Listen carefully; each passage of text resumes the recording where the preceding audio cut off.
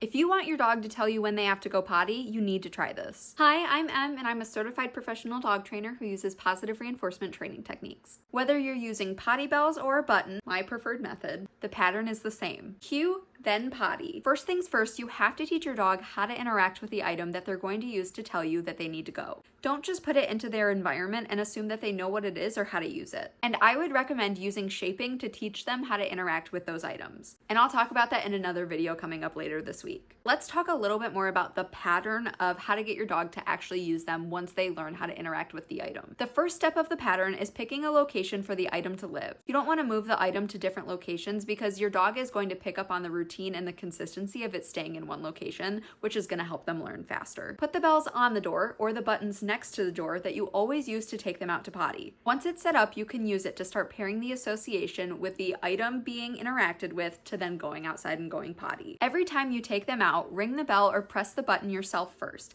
Then open the door and take them out. Over time, they'll start making that connection. Here are a few do's and don'ts of working on this over time. Don't try to pick up their paw and forcibly touch the button or ring the bell. This can actually create a negative association if it's something that they're uncomfortable with, which means that they're less likely to use those items in the future. Do celebrate and follow through with going outside every time they interact with the bells or the button. Even if you're not totally sure they have to go, you really have to have a consistent pattern for them to understand that the bells or button means going outside. In the beginning, you're really focusing on building that trust and motivation. And eventually, they'll start using it when nature calls. And this process works for both puppies and adult dogs. You just need consistency, patience, and clear communication. You also might notice that once your dog starts to do this on their own, they're going to be asking to go out a lot because they are real excited that they have just learned how to communicate with you. But remember, every time they ring the bell or press the button, you have to take them out.